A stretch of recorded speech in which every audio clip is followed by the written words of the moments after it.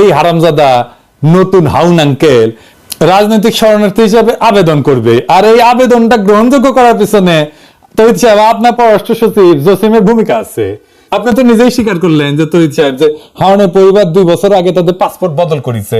যদি আপনার মন্ত্রণালয় জানে যে হারুনের পরিবার কূটনৈতিক পাসপোর্ট বদলে সাধারণ পাসপোর্ট নিছে, তাহলে আপনার মন্ত্রণালয় এটাও জানতো যে হারুন পলাবে। ধরে নিলাম আপনারা জানতেন না, তাহলে আপনারা নিশ্চয়ই এটা জানতেন যে একজন কূটনৈতিক পলানোর পর তার পাসপোর্ট বাতিল করা হইলে তার রাজনৈতিক শরণার্থী হিসেবে গ্রহণযোগ্য হওয়ার সর্বোচ্চ সুযোগ তৈরি হয়। আর এই সুযোগ তাকে তৈরি করে দিছে আপনার পররাষ্ট্র সচিব হারামজাদা জসিম।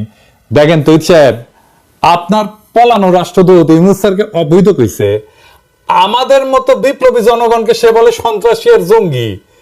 আর এই হারামজাদা হারুনকে কানাডায় থাকার বৈধতা নিশ্চিত করিচ্ছে এই হারামজাদা জসিম। জসিম তো কিছু কই নিয়ে আজকে এডিটর সাহেব ও জাউরার জাউরা সিল মেরে দেন, হারা মারেন।